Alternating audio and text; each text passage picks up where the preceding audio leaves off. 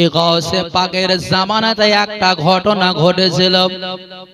এই দরিয়ার মধ্যে একটা ছেলে বিবাহ করতে গিয়ে বরযাত্রী সহ ওই দরিয়ার মধ্যে তার নৌকাখানা ডুবেছিল। এই ছেলেটার নাম কি জানেন? ছেলেটা কত বছর বেঁচে ছিল দুনিয়াতে? এই ছেলেটার মাজার কোথায় আছে?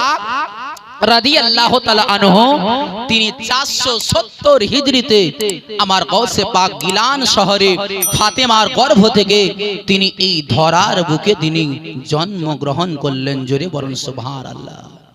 মুআজ্জাজ সামাইন ইকরাম, আমার গাউসে পাক রাদিয়াল্লাহু তাআলা আনহু তিনি এই ধরার কুলে জন্ম নেওয়ার পরে হযরতে গাউসে পাক যখন ছোট ছিলেন তো বাচ্চা বাচ্চা ছেলেরা ডাকতো, হুজুর আসেন এদিকে খাইলেন আমার সঙ্গে। এখন বাচ্চা বাচ্চা ছেলেরা দেখবেন যে বাপ মার কথা এখন ছোট থেকেই শুনে না, এখন শোনে না। কিন্তু এই বড় হওয়ার পরে কি আর বাপ মাকে ভাত দিবে? এই তো ছোট অবস্থায় থেকে বাপের কথা শুনে না। এই মোবাইল নিয়ে ব্যস্ত, রাস্তার ধারে ফ্রি ফায়ার খেলি, রাস্তাকে পরিষ্কার করে দিলে একবারে, খালি পায়ে ধ্যাত নাই ধুত নাই, একাকার করে দিলে একবারে। তো আচ্ছা বলেন যে যখন এই ছেলেটা যখন বড় হবে তখন বাপ মাকে ভাত দিবে? আজ ছেলে ভাত দেয় না, মৌলবীর কাছে গিয়ে নালিশ করছে যে মৌলবী সাহেব ছেলেতে ভাত দেয়। মৌলবী কি করবে? ওর করার কিছু আছে? আর কিচ্ছু করার নাই। মৌলবী সাহেব একটা তাবিজ গিরা দেন কেন? ছেলে ভাত দেয় না, ছেলেতে মারছে, ছেলেতে জ্বলেছে। এর দোষ তুমি প্রথম করেছিলে তুমি। ওই ছেলেটাকে যদি তুমি হালাল যদি খাওয়া শিখাতে, ছেলেটাকে বাচ্চা অবস্থা থেকে হারাম খাইয়ে তার শরীরে শুধু হারামি রক্ত জন্মগ্রহণ করেছে, তার শরীরে যত আপনার রক্ত জন্ম হয়েছে সবই তো হারামি রক্ত আছে, একটাও তো হালালি জিনিস খাওয়াওনি। তো ওই ছেলেটা কি আর ভালো হবে? ও কি আর একটা আল্লাহর ওলি হবে? কোন আলেমে দ্বীন হবে? মুফতি হবে? কোন পীর সাহেব হবে? কোনদিন হবে না। কে পীর হবে, কে আল্লাহর ওলি হবে, এটা তাকদীরে আল্লাহ রাব্বুল আলামিন লিখে দিয়েছেন। মায়ের পেটে যখন আপনার বয়স 4 মাস বয়স ছিল তখনই লিখে দিয়েছে। একটা বাচ্চা ছেলে একেবারে কুচকুচে, এখনকার ছেলেদের মুখে তো পা দেওয়া যাবে না, একবারে এত ফটফটে। মৌলবীরা যদি রাস্তায় যদি হেঁটে যদি যায় আর মৌলবী সাহেবরা যদি একটু খালি মোটরসাইকেল যদি চালাই নিয়ে যায়, গ্রামগঞ্জের কথা বলছি, তো ছুরা ছুটতে ছুটতে মায়ের কাছে বলছে, মা ছুট, দেখবি তো আই তাড়াতাড়ি আয়। কি হলো রে? দরজায় এসে ওর মাকে বলছে, মৌলবী সাহেব মোটরসাইকেল চালাই নিয়ে যাচ্ছে। এর কথা অনুযায়ী মৌলবীরা মোটরসাইকেল চালাতে পারবে না। তো এই কুচকুচে একটা ছেলে, ওর মা একদিন চুলাতে ভাত রান্না করছে। 2 আঁচা চুলা, বুঝেন তো, দুই দিকে 2টা চুলা থাকে, মধ্যে আর ফুটাটা থাকে, মধ্যে ফুটা খুব জাল দেয় আর ভাত রান্না করে মায়েরা। এখনকার মায়েরা তো আপনার টিকটক করছে আর ভাত রাঁধছে, টিকটক করছে এমনি করি। সুবহানাল্লাহ সুবহানাল্লাহ। কিয়ামতের দিনে এরা জান্নাত পাবে, জান্নাতের খুশবু পাবে না।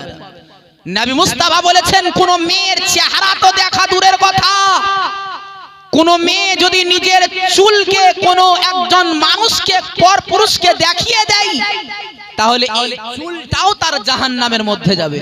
তুই এখন তো লাইভ দেখেছে মোবাইলে, নিজের চেহারাকে দেখেছে যে দেখো আমার চেহারাতে কত আমি মানে আমার চেহারাতে কত দেখো, আমি মানে একবারে দেওয়াল লিপা করি, আমি এখানে ফেস ওয়াশ লাগালছি, দেখো আমার চেহারাটা খুব লাগালছে, এদিকে লাল টকটকা করি, খুব লাইভ করছে মোবাইলে। তো ও যখন মোবাইলে লাইভ করছে, যে 10টা মানুষ দেখছে না, দেখে না, ওকে কমেন্ট করছে, ওর চেহারাকে দেখি ওর প্রশংসা করছে, কেউ আবার টিপ্পনি করছে, কেউ আবার গালিও দিচ্ছে। যে লজ্জা শরম না তোমাদেরকে? গালিও দেয় অনেক। হে বেরাদার, এই সব মেয়েরা এরা হবে জাহান্নামে, মুসকাটি হবে, এদেরকে জাহান্নামে দেয়া হবে। এই নবী মুস্তাফা সাল্লাল্লাহু তাআলা সাল্লাম বলেছেন যে জাহান্নামে সবচাইতে বেশি নারীরা যাবে। তো এই বাচ্চা কুচকুচেটা একদিন স্কুল যাচ্ছে, ওর মা, ছেলেটার মা ভাত রান্না করছে, বাচ্চাটা স্কুল থেকে এসে ব্যাগটাকে পিঠ থেকে বাহির করি ওর মায়ের দিকে ছুরি দিয়েছে, লে ব্যাগ লে। কি হলো রে? আর স্কুল যাব না কাল থেকে। কেন? যে মাস্টারে খুব পিটছে। আগে মাস্টাররা পিটেছে বলে ছেলেরা ভালো হয়েছে, চাকরি পেয়েছে। এখন মাস্টার দেখে, মাস্টাররা যদি কোনো ছেলেকে পিটে তো ছেলেরা ধরি মারছে মাস্টার দেখে, ইয়া চাকরি পাবে জীবনে? ই মানুষ হতে পারবে মানুষের মতো? কোনোদিন মানুষ হতে পারবে না। আমাদের এখানে গ্রামে একটা স্কুল আছে, হাই স্কুল আছে, তো একটা ছেলেকে মেরেছিল, তো মাস্টারকে আপনার শিকল তুলি রেখেছিল যে একে বাহির হতে দেব না, একে ঘরের ভিতরে একে মেরি দেবো একবারে। তো এই ছেলে জীবনে কোনোদিন মানুষ হবে না। কোন ওস্তাদ যদি কোনো ছেলেকে মারে, যে জায়গাতে মারবে ওই জায়গাটাকে জাহান্নামের আগুনে পুরাতে পারবে না। জোরে বলুন সুবহানাল্লাহ। তো এখন তো বাপ বাপ বলছে যে আমার একমাত্র ছেলে, কত লালাই হালাই, কত মানত মেনি এই ছেলেটাকে পেয়েছি, খবরদার একে মারিয়েন না। তো যাও বাড়িতে রেখে দেওয়া কোনাতে, তাহলে ওই ছেলেটা জীবনে আর মানুষও হতে পারবে না।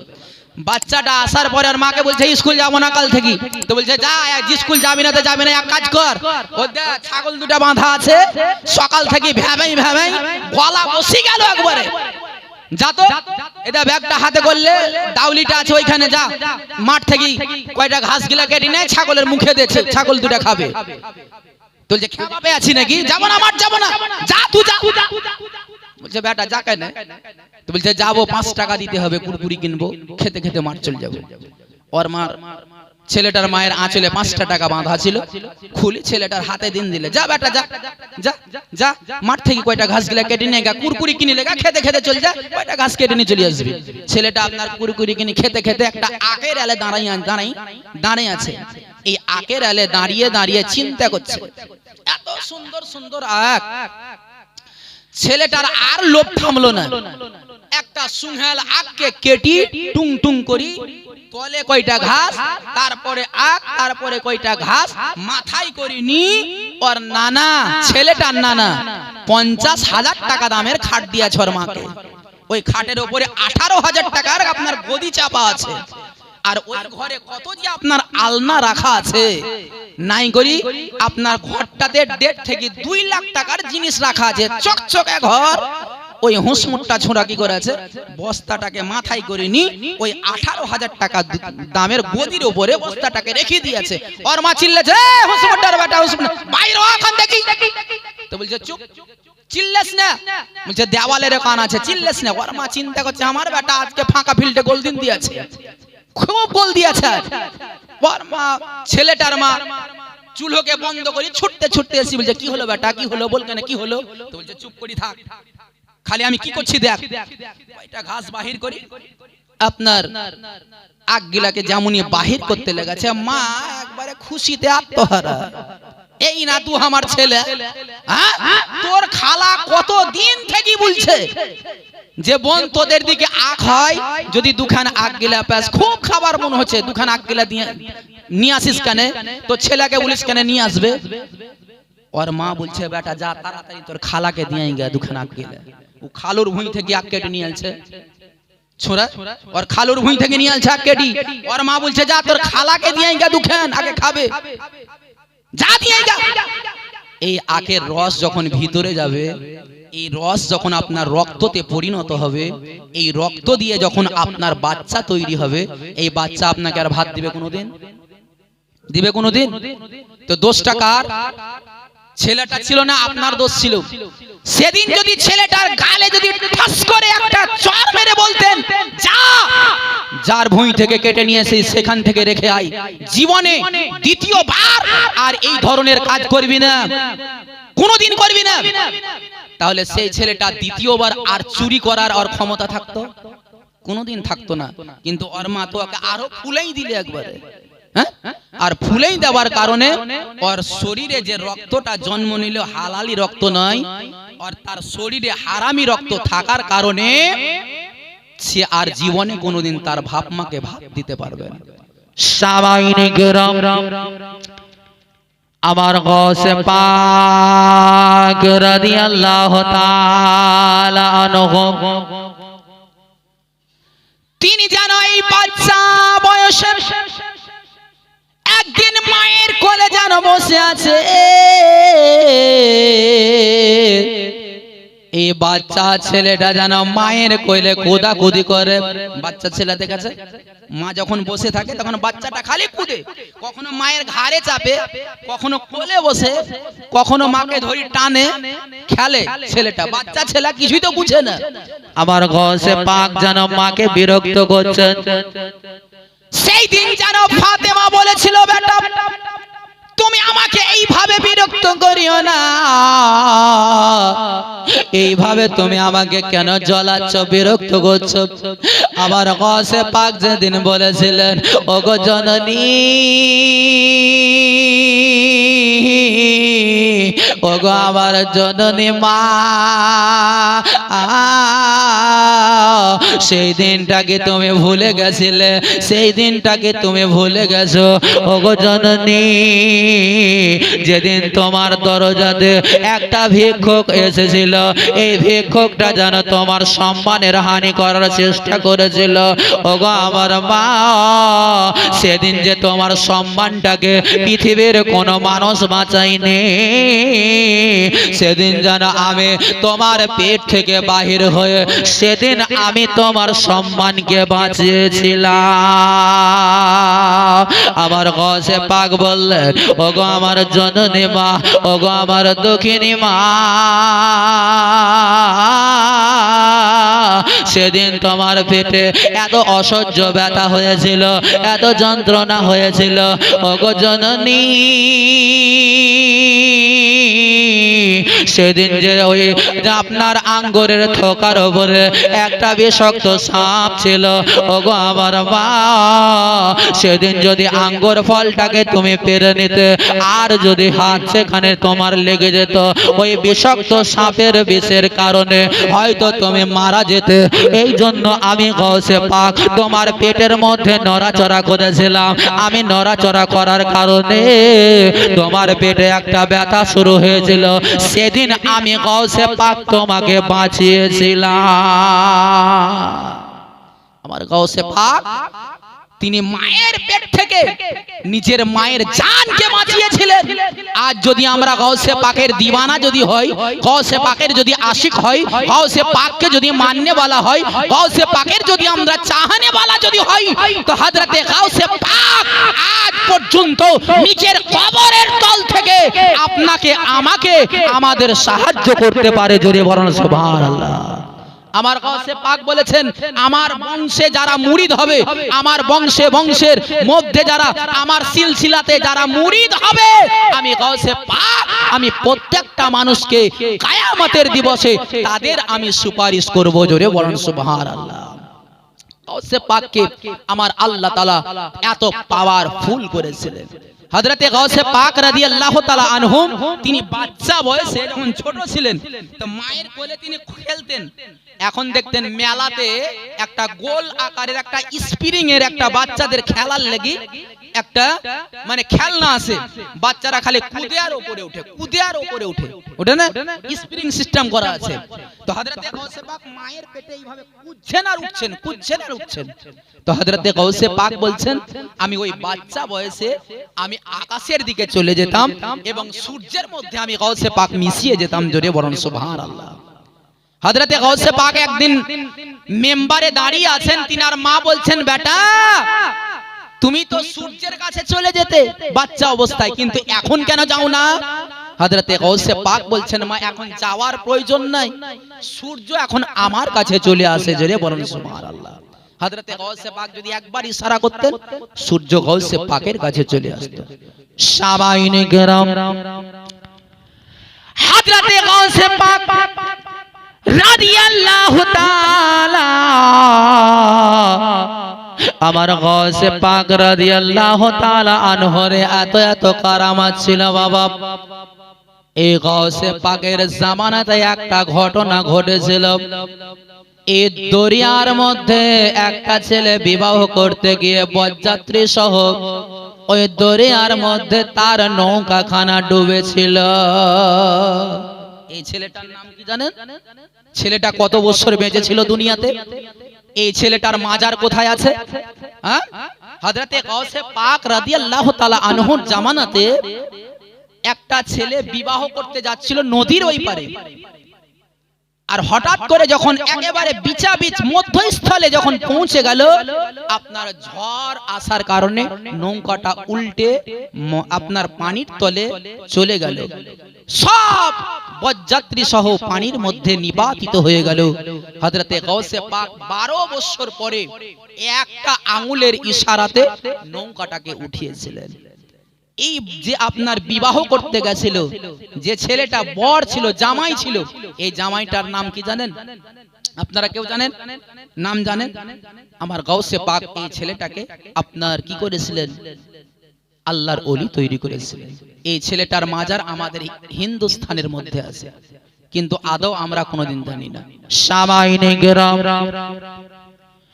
হযরতে গাউসে পাক জানব একদিন নিজের মুরিদগণকে, নিজের মুরিদ বর্গকে সঙ্গে করে নিয়ে তিনি একদিন দাজলা নদীর কিনারায় কিনারায় হেঁটে চলে যাচ্ছেন।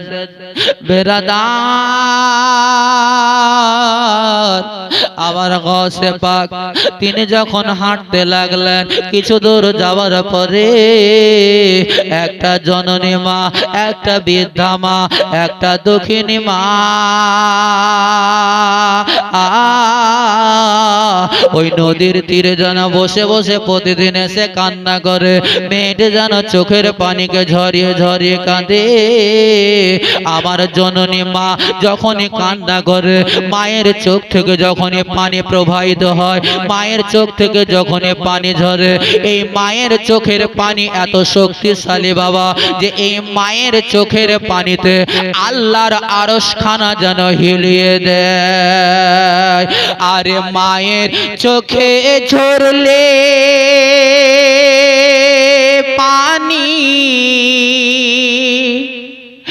আল্লাহর আরশ কেঁপে যায়। কাঁদে না কান্দে না যেন মা, কাঁদে না কান্দে না যেন মা। মায়ের মোহব্বতে বলুন সুবহানাল্লাহ। আরে কাঁদে না কান্দে না যেন মা,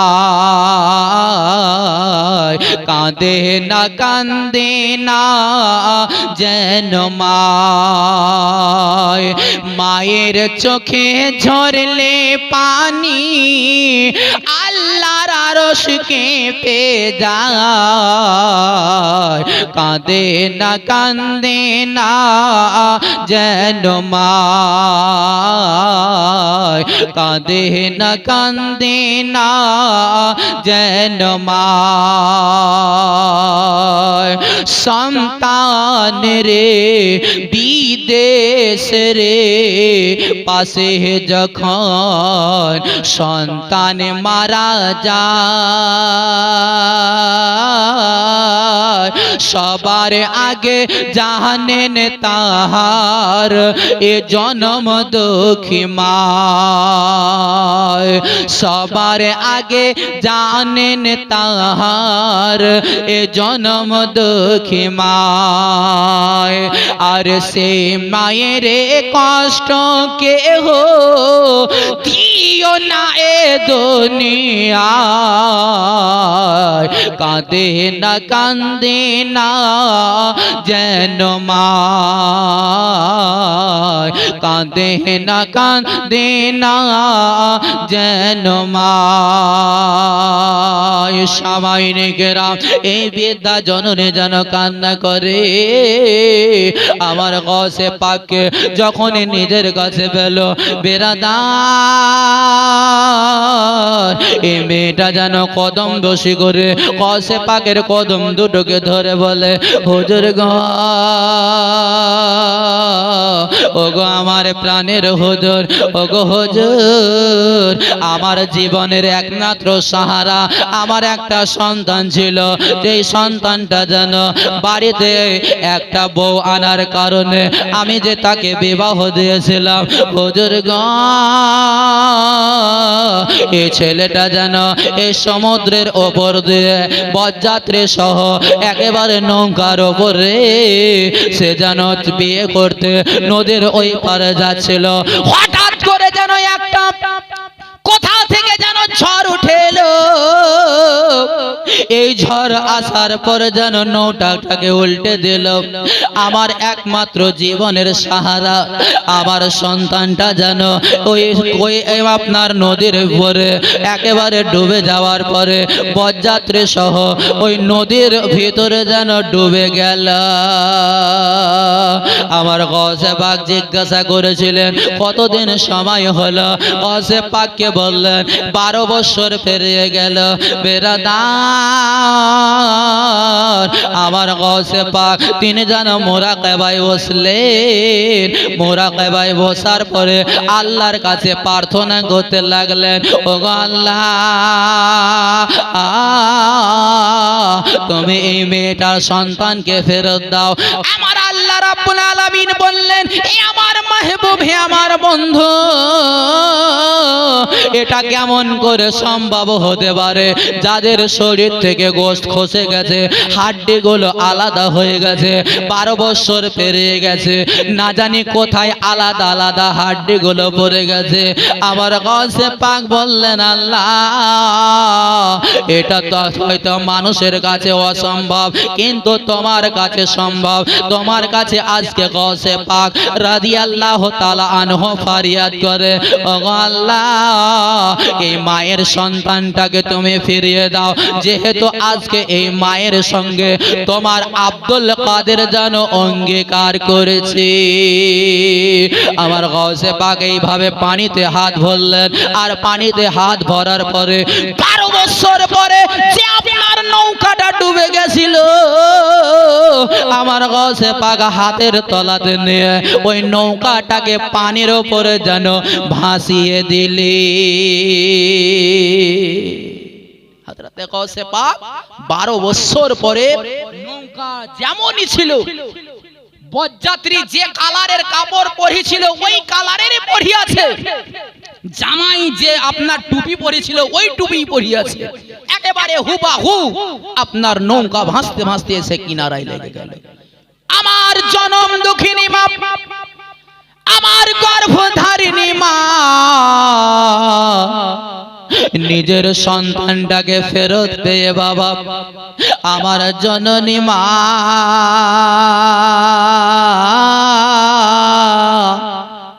ওই সন্তানটাকে ছুটতে ছুটতে গিয়ে মা যেন বুকের মধ্যে জড়িয়ে ধরলেন। আবার জননী মা তার বুকে যে একেবারে দাও দাও করে আগুন জ্বলত। ছেলের বিরহে যে বুকটা খালি হয়েছিল, আমার মা জননী যেন ছেলেকে বুকের মধ্যে লাগিয়ে নিয়ে সমস্ত ব্যথাগুলো যেন বাহির করে দিলি। ওই মা জননী বললেন, বেটা এই যে গৌসে পাক ইনি আপ তোমাদেরকে উঠিয়ে নিয়েছে, যাও রে বেটা যাও, তাড়াতাড়ি যাও, তিনার কদম বসি করো, তিনার হাতটা চুম্বন দাও, তিনার কদমে চুম্বন দাও। এই ছেলেটা যেমনই গৌসে পাকের কদম বসি করলেন, আমার গৌসে পাক যেন ওই ছেলেটাকে বুকের মধ্যে জড়িয়ে ধরে হযরতে গৌসে পাক তাকে বেলায়াত আতা করে দিলি। এই ছেলেটার নাম সৈয়দ কবিরউদ্দিন দরিয়াই দুলহা রহমাতুল্লাহ আলাইহি। ইনি কত বছর দুনিয়াতে বেঁচে ছিলেন? 650 বছর বেঁচে ছিলেন। ইনি দুনিয়াতে আল্লাহ তাআলা ইনাকে আয়ু দিয়েছিলেন 650 বছর। 650 বছর পরে ইনি ইন্তেকাল করলেন। ইন্তেকাল করার পরে ইনাকে দাফন করা হয়েছিল কোথায়? আমাদের হিন্দুস্তানের মাটিতে, গুজরাটের মধ্যে ইনার মাজার আছে। জোরে বলুন সুবহানাল্লাহ। ইনার মাজার গুজরাটের মাটিতে, আমাদের ভারতবর্ষের মাটিতে গাউসে পাকের একটা কারামাত। 12 বছর পরে যে মৃত্যু সন্তানকে গাউসে পাক জিন্দা করেছিলেন, এর কারামাত আমাদের ভারতবর্ষের মাটিতে আছে। একবার মোহাব্বতে দুরূদ পড়ো, আল্লাহুম্মা সাল্লি আলা সাইয়্যিদিনা মাওলানা আলি সাইয়্যিদিনা মাওলানা মুহাম্মদ ওয়ালা সাইয়্যিদিনা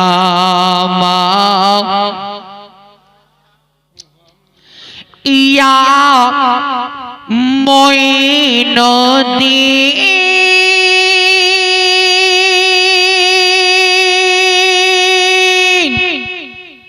মাজারে তোমার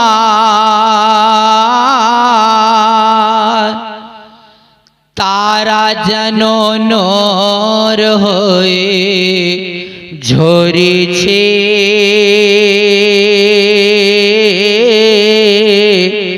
তোমাকে আমার মনে পড়েছে খ্বাজা পিয়া তোমাকে আমার মনে পড়েছে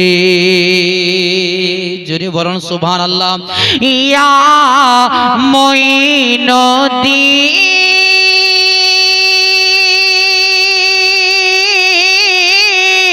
মাজারে তোমার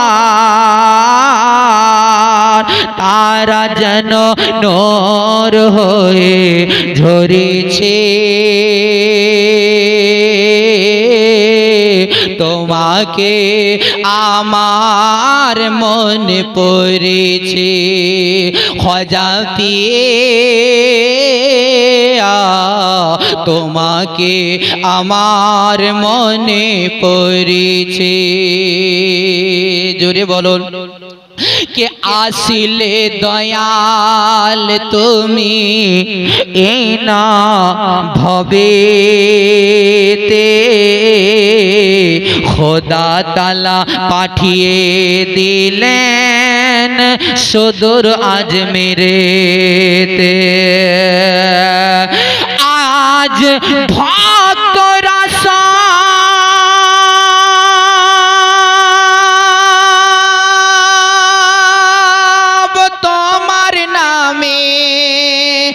আজ ভক্তরা সব তোমার নামের হাজি মালা গেঁথে চলেছে চলেছে তোমাকে আমার মনে পড়েছে ইয়া মুঈনুদ্দিন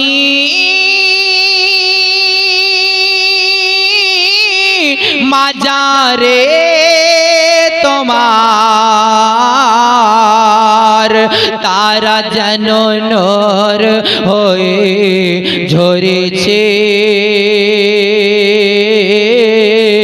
তোমাকে আমার মনে পড়েছে খ্বাজা পিয়া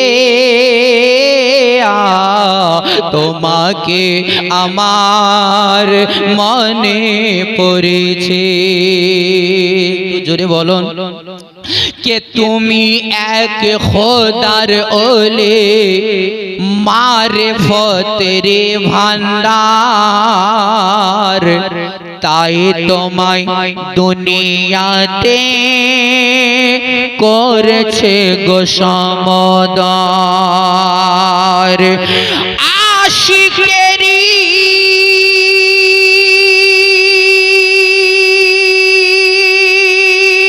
জন্যে কত আশিকেরি জন্যে কত হাজি আশু ঝোর চলেছে চলেছে তোমাকে আমার মনে পড়েছে খ্বাজা পিয়া তোমাকে আমার মনে পড়েছে তুমি ভক্তদের নয়নের মনি তুমি রাজা বাদশাহ তোমার নাম নিলে পরে হয় না কোনো হাদসা। জোরে বলেন সুবহানাল্লাহ। কেউ যদি ইয়া খাজা যদি বলে ডাকে তো আমার গৌসে পাকের সাদকাতে তার উপরে কোনো বালা আসে না। কে তুমি ভক্তদের নয়নের মণি, তুমি রাজা বাদশাহ, তোমার নাম নিলে পরে হয় না কোন হাদসা। আরে তোমারি নামেরি গুণে, তোমারি নামেরি গুণে বিপদ দূর হয়ে গেছে গেছে গেছে। তোমাকে আমার মনে পড়েছে খাজা পিয়া, তোমাকে আমার মনে পড়েছে। ইয়া মঈনুদ্দিন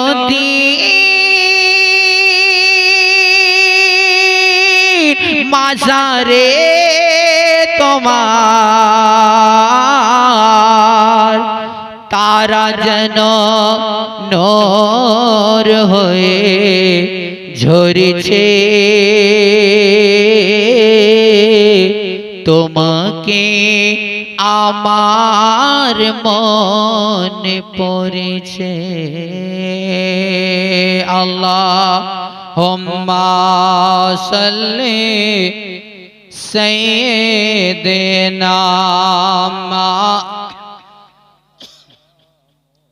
ওয়ালা আলি সাইয়্যিদিনা মাওলানা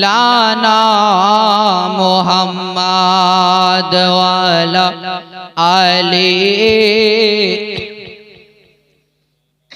মাওলানা মুহাম্মদ। জোরে পড়ুন সাল্লাল্লাহু তাআলা আলাইহি সাল্লাম। বিরাদার সামাইন ইকরাম, রাত যখন খুব রাত ঘনিয়ে যায় তখন